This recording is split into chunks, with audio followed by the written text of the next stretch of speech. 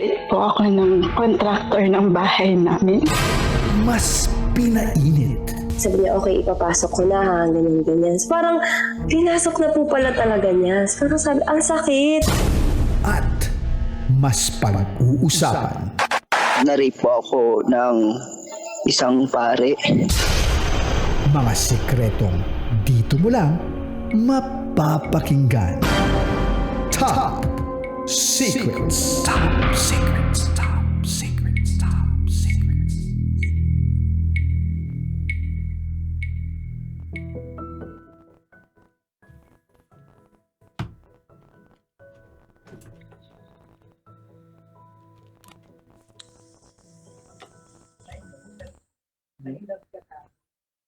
Good evening Luzon, Visayas, Mindanao, Metro at Mega Manila.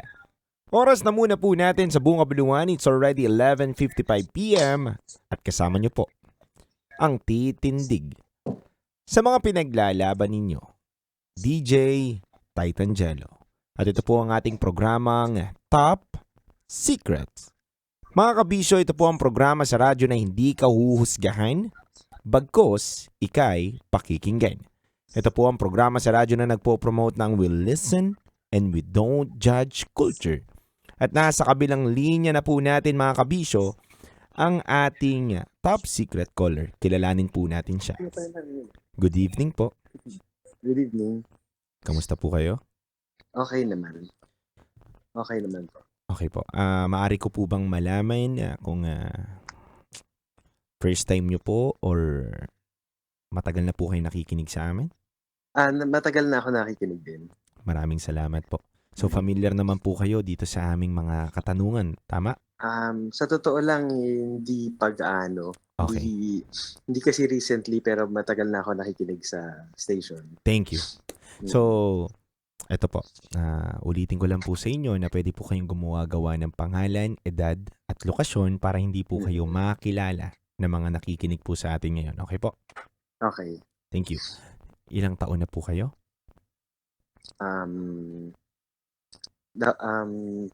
Importante ba na masabi ko yung Kahit po age hindi ko ngayon? totoo. Kahit 10 years old po, okay lang. Kayo po bahala. 29. 29 years old. 29 years old, tagasan po kayo? Taga Sano. San Juan. Itago natin sa pangalang Richard. Richard. Richard, 29 years old from San Juan. Ano ang top secret mo? Bale, simula nung mga 10 years old ako, na-convince ako ng kapatid ko na gumawa ng hindi maganda na mga bagay. Tama. And, Richard, pwede bang maputol lang kita saglit? Na-convince ka ng kapatid mo na gumawa ng mga bagay, hindi magandang bagay-bagay. Katulad ng ano po ba yon? Mga bagay na hindi ko alam na mali pala. Nung bata pa kami, mga sexual na bagay. Pakikipagtalik, ganun po ba? Opo. Okay. So, nung bata ka, nakikipagtalik ka sa mismong kapatid mo. Tama? Opo. Okay. Kwentuhan mo naman kami ilang taon, paano, at saan, at sinong kapatid mo ito? Bale, nag-umpisa ng, yun nga, 10 years old ako. And, nangyari kasing nakasanayan namin na sabay naliligo. Simula nung maliit pa kami. Mm-hmm. And, ayun, habang lumalaki, napabayaan lang din kami na ganun yung mangyari hanggat sa mga nasa ganong edad na kami, mga 10 years old. And, na-convince ako na gawin yung mga ganong bagay. Okay po. Bago natin idire-diretso yung kwento, babae o lalaki po ba yung kapatid mo? Lalaki. So, parehas po kayo ng gender? Opo. Okay. Ano po ba ang pwede kong itag sa inyo na gender ninyo? Straight Um, guy? Straight po ba? Or part po ba kayo ng QIA+? Ano po ba? Straight po. Straight. Yung kapatid nyo po? Ang lumalabas ay straight, ang kiniklaim niya ay straight siya, pero parang sa nakikita namin parang hindi naman. Okay, gets. So, ituloy po natin ang kwento. So, may nangyayari po sa inyo. Opo. Tapos po, And, ayun, tapos medyo regular na siya nangyayari hanggang sa medyo nagkaedad na kami. Tapos ang nangyari medyo hindi lang kasi doon tumitigil, kundi sa parang pang-aabuso na din sa yung tipong uutusan or parang hindi binibigyan ng validation, parang ganyan. Ganon yung nangyayari. So, nagsabi ka na sa magulang ninyo at hindi kayo pinaniniwalaan? Oo, nagsabi ako, pero recently lang din ako nagsabi ngayon na may adult na kami, pero ang sinasabi lang ng magulang ko ay bakit daw hindi ko sinabi dati. Anong sagot mo? Tinaray ko i-explain sa kanya na mahirap naman siya gawin dati talaga, hindi ko siya magagawa ng ano. And ngayon lang ako nagkaroon ng lakas ng loob na gawin siya. Richard, okay lang ba na halukayin pa natin itong kwento na to? Okay lang. Okay lang? Okay. Na ibalik natin yung mga alaala na nangyari na yon? Okay lang naman. Okay, Richard. Nung may nangyayari sa'yo ng kapatid mo, at ilang beses yun, tama? Madaming beses din. Madaming beses. Okay. Ano naging epekto sa'yo habang lumalaki ka? Ang nangyari kasi parang mahirap din. Parang kasi sikreto siyang itinatago ko na feeling ko dati ginagawa ko para protektahan yung mga taong mahal ko sa buhay. Parang, kumbaga, reputation ng family. Ayun. So, hindi rin siya naging maganda sa akin. Kasi, parang lagi kang may tinatagong, sekreto. Ganon. Sa gender mo, hindi ka naman ba naguluhan? Naguluhan ako, may time na ganon. May time na naguluhan din ako. Pero, nung dati pa talaga na bata pa ako. Ganyan. Nakausap mo tong kapatid mo ngayon? Hindi. Matagal nang hindi kami nag-usap. Nasaan na siya ngayon? Andyan lang din siya. Andito lang din. Pero hindi lang kami nagsasama na or nag-uusap. Kasi ang nangyayari din, parang yung magulang ko, sa kanya kumakampi. Tingin mo bakit ang hirap mo paniwalaan ng nanay mo? Sa tingin ko, dahil baka yung nanay ko, matagal niya nang alam. In denial lang siya? Yes, and siguro parang ngayon, ako yung biniblame niya na parang bakit hindi ako nagsalita. Nang alam naman niya na mahirap yun gawin. Pero sa totoo lang, kumbaga trabaho yun ng magulang na protektahan yung anak. Kasi sa tingin ko, parang kumbaga pagka may mga anak tayo, obvious naman pagka merong mali na parang iba yung behavior, parang ganyan. So, ang haba, 10 years old until 18 years old, 8 taon. Oo. Medyo pabawas naman siya towards parang 15 years old, hindi na siya nangyayari. Pero, kumbaga yung abuse parang andun pa din. Mas matanda siya sa'yo, no? Mas matanda siya. Kinausap mo siya nung panahon na 18 years old ka na bago kayo matapos na, ba't natin to ginagawa? Bakit ba natin to ginagawa? Oo. Hindi parang medyo na-evade niya yung yung Ganong senaryo. Oo. Yung conversation parang madali niyang naiiba or parang nai-invalidate yung nangyari na parang kalimutan na natin yun, parang gano'n. Okay. Mm. Kano kayo, ikaw ay 10 years old and 18 years old na nung nag-stop. Ilang taon na siya yun, yung nag-stop siya? Mas matanda siya sa akin ng ilang taon. Ilang taon? Nasa mga 3 years din. 3 years. So, Mm. 21 na siya that time. Yes. Okay. Anong usually ginagawa niya? Siyempre, patanda kayo ng patanda, palala ng palala yung ginagawa ninyo. Yes. Yung mga bata, yung bata kayo, una hawak-hawak lang, kiss-kiss lang yan, di ba? Ganon. Pwede ko bang sabihin? Yung Sige, medyo pwede. Kung pwede mo naman sabihin ng pwede kang gumamit ng mga ibang salita na hindi naman sobrang vulgar words na gagamitin natin. Go lang. Sa umpisa, na-convince ako na sa oral lang. Okay. Tapos, nung medyo, hindi ko alam kung parang nagsawa na siya or parang nag-evolve na yung gusto niya. Yung fantasy niya. Parang, kinonvince niya na ako na subukan yung next step, which is yung, Papasok na sa butas. Oo. Ilang taong ka yun? Sa tingin ko nasa 11 siguro. Parang after 11 or baka 12. Ayun. Tapos, doon na nag-umpisa.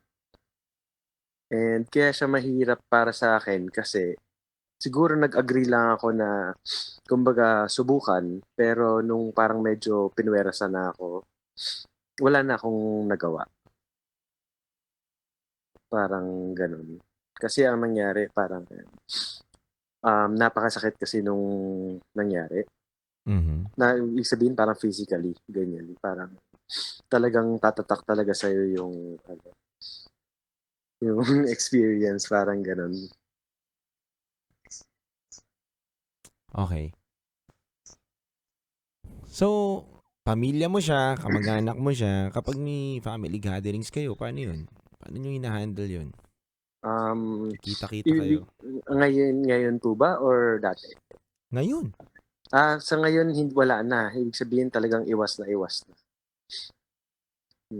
Medyo din siya parang may pagka yung nag-isolate. Bakit? May sakit Kaya, na? Ano ulit? Sorry? Parang medyo mapagsarili siya. Parang nag-isolate. Okay. Wala ka siyang mga kasama, ganyan. So, kahit mga family gatherings ninyo, hindi na siya pupunta? Wala kaming family gatherings sa totoo lang. Kasi siguro alam ng family na kung gaano ka dysfunctional yung nangyari, ganyan.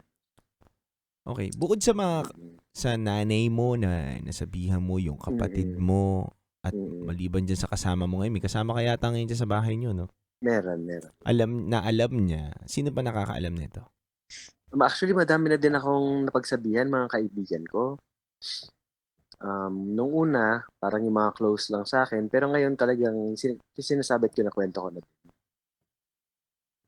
Kumbaga parang naging na ako medyo over na rin kasi ako dun sa nangyari. Actually, over na rin talaga ako sa nangyari. Kaya, eto, nakakwento ko na din. And thank you dahil nakwento mo sa amin, nabahagi mo ngayon dito. And Richard, gusto ko lang din matanong, anong tingin mo ang dapat gawin ng isang magulang, ng isang bata? Anong tingin mo ngayon? Kasi, syempre, may edad ka na na naisip mo na kung ano ba dapat ang pwede maging solusyon sa mga kabataan ngayon na pwede makaranas nito at the same time sa magulang na dapat paniwalaan din nila minsan yung anak nila, hindi lang puro hindi totoo. Tama. Anong ma-advise mo, Richard? Go. Yung ano, siguro babantayan talagang ang anak and kakausapin talaga ng mabuti, i-explain sa kanila kung anong tama at mali. Tapos, um, ayun, i-educate lang talaga. Tapos, yun, kailangan talagang mabantayan natin yung mga anak natin. Siguro hindi lang sa, sa inside the family, pero kumbaga kung anong pwedeng mangyari sa labas pag hindi natin kasama yung mga anak natin. Mhm. Mm. May gusto ka pang sabihin? Ayun, and hindi naman, ano lang din, gusto ko lang din ikwento na recently parang na laman ko na interested kasi siya sa, hindi ko alam kung dati pa, nung mga bata pa lang kami or ngayon lang na medyo na naging adult na, pero ang nangyari pala talagang ang interest niya is bata. Kaya ngayon na adult na, talagang mas lalong nakakatakot dahil kumbaga may capacity na eh. Mm. Mm. So, bata pa rin ang trip niya hanggang ngayon. Oo. May nabasa ako dito na tutol sila sa influencer na na-inlove ka. Tama ba ako? Tama, oo. Sino yun? Pwede mo ba kaming kwentuhan bago natin to matapos o wrap up natin tong kwento na to? Ano lang, ang nangyari is, nakakilala ako ng isang tao na nakaka-relate sa mga pinagdaanan ko din. Sa kwento And siya mo. ang, and ang nangyari is siya ang nagpalakas sa akin dahil nakaranas din siya ng mga ganong mga bagay. And kumbaga na-guide niya ako sa mga pwede kong gawin para matulungan yung sarili ko. Ayun. Kasi yun yung nangyari is na-inlove ako sa kanya and hindi siya gusto nung Family pamilya mo. ko. Oo. Dahil nga dun sa sitwasyon na pinili ko maging independent. Okay, gets. Etong influencer na to, Mm-mm. babae, lalaki? Babae. Babae. Kasama mo ngayon dyan? Kasama ko siya. Nandyan ngayon? Oo. Influencer na, ilang followers na to? Dami Hindi ko na. masabi pero nasa madami din yung followers. Madami din. Anong content niya? Okay lang malaman ko. General naman yung content niya, parang day-to-day life, ganyan. Kilala to? And mga, ano yan? Kilala to? Ano pa yun? Kilala siya, oo. Kasi pagka nasa labas kami, madami naman nagpapapicture or kilala nga. Kilala nga siya. nakaka-recognize. Kakatuwa naman. Hi mo naman ako sa kanya. Sige, Sa partner sabihin mo. ka. Oo. Kasama mo pala siya ngayon. So, Mm. hindi sila agree dun sa Oo. naging desisyon mo na makakilala. Ba't hindi ba sila nagiging masaya sa'yo? Hindi ka ba Mm. ampon? Di ba? Ampon ka ba? Di ba? Ba't Hindi. ganun? Ba't ganun Pero, naman sila? siguro dahil nagre-real talk kasi siya eh. Yung parang talagang sinasabi niya kung ano yung nararamdaman niya at ano yung totoo. Kahit na mahirap. Mahirap minsan pakinggan, minsan maraming nagagalit, ganyan. Mhm. Ayun. Sinasabi pa din niya. Kaya siguro may tapang siya, kaya yun yung ayaw ng family ko kasi hindi lang naman yung kuya ko, kundi yung magulang ko din. Medyo, actually hindi medyo, napaka-controlling kasi nila. Mm-mm. So parang gusto nila, ako yung nangyaring yung parang puppet or parang pet nila na medyo napagkukuhanan nila ng lakas, ganyan. Or parang alam mo yun, yung parang feeling nila parang powerful sila kasi meron silang inaapi. Mhm. Ayun. Tibay mo lang din, Richard. No? Hindi, totoo. Ano talaga siya. Napakatibay mong tao. Salamat po. And saludo kami sa'yo, Richard. Kasi yung para maabuso ng 10 taong gulang hanggang 18 taong gulang na wala kang masabihan, 'di ba? Hindi mo masabi Opo. yung nangyayari. Tama po. Kasi po yung mga pinagsasabihan ko rin dati, medyo nasa circle din nung family or ng kapatid ko. So parang Mhm. medyo tahimik lang din sila. Hindi rin sila hindi yung kagaya ng sinabi nyo, kayo lang nga yata yung nagsabi na ganyan na nakaka-appreciate sa lakas ng ano. Parang kasi yung iba sinasabi pagka lalaki ka, parang dapat balewalayan sa'yo, ganyan. Hindi. Maging Mm. lalaki o babae man tayo, lahat tayo may kahinaan. Lahat tayo Mm. nangangailangan ng kalinga sa buhay. And yung mga panahon na kailangan mo ng kalinga, kailangan mo na may makikinig, Mm. yun eh, na nanatili kang naging matapang kasi wala naman nakabukas ng tenga, nakabukas ng Opo, tama. puso. Mm. Diba? Dun sa mga sinasabi mo. Opo. And isang mahigpit na yakap sa'yo, Richard, kasi bibihira yung mga tao na ganyan ngayon. Lalo na sa panahon natin ngayon, ibang-iba na, tumakbo ang isip ng kabataan. Diba? Opo. Na ang bilis mapanghinaan minsan ng loob. Opo. Kaya, Mm. thank you, Richard, dito sa kwento mo. May gusto ka pa bang sabihin? May gusto ka bang sabihin dito sa magulang mo, sa kapatid mo? Baka naman, may marinig lang nila kahit hindi ka nila makakilala. Matamaan lang sila, no? Na naka-tune in ba sila dito o mapadaan sila sa YouTube? Malay mo, marinig nila. Siguro yun lang,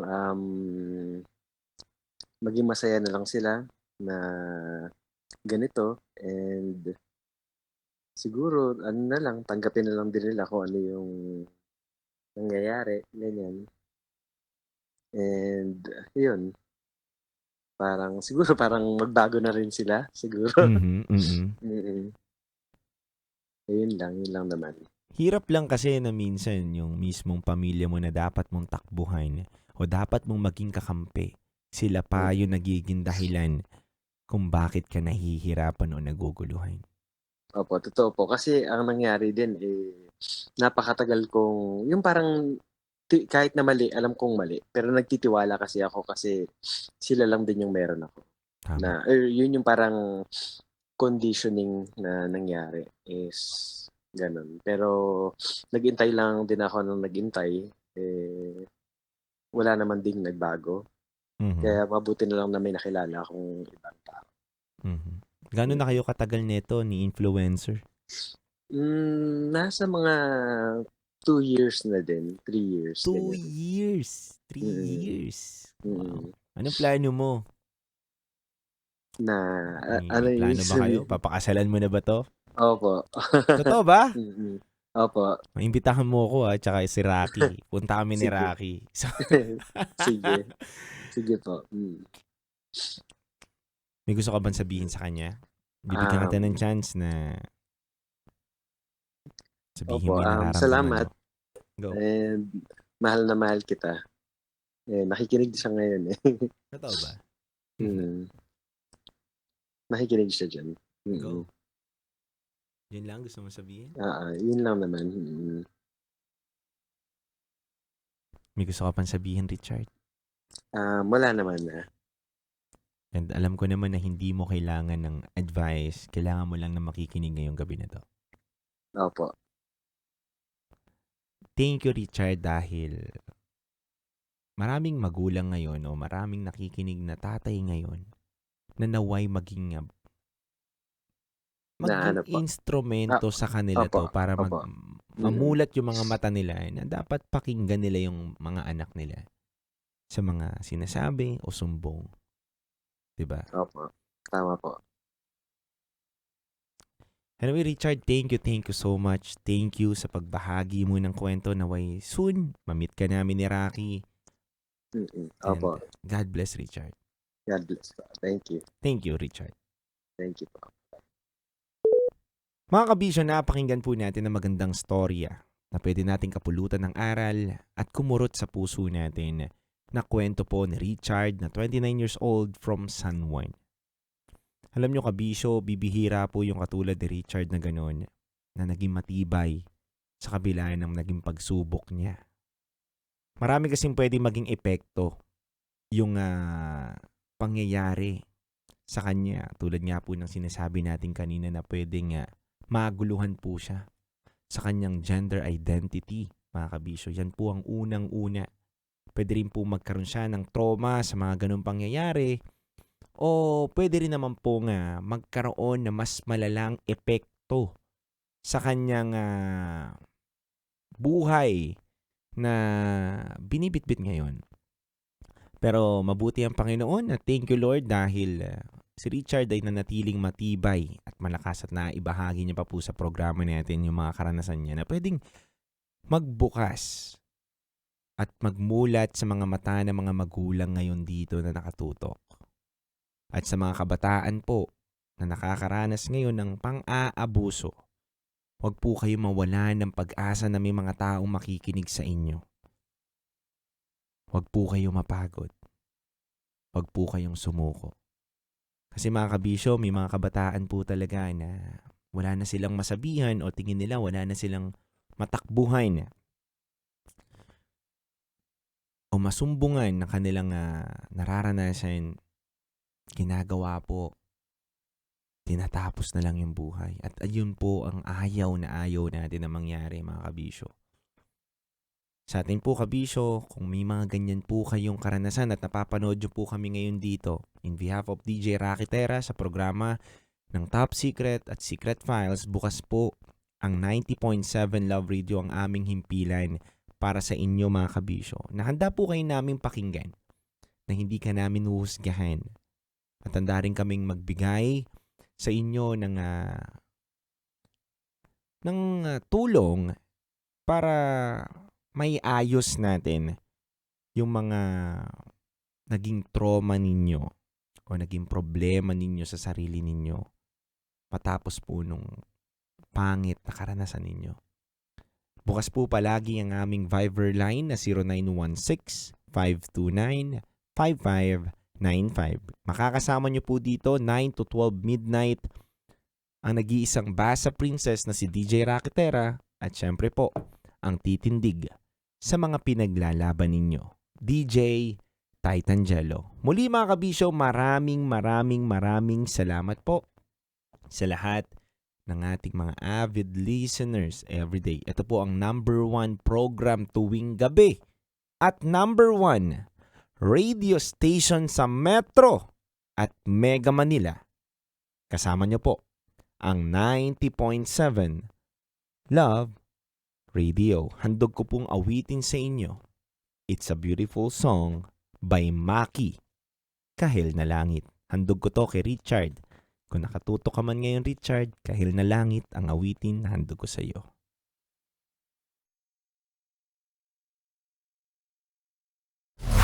Metro's #1 Love Radio. Basic!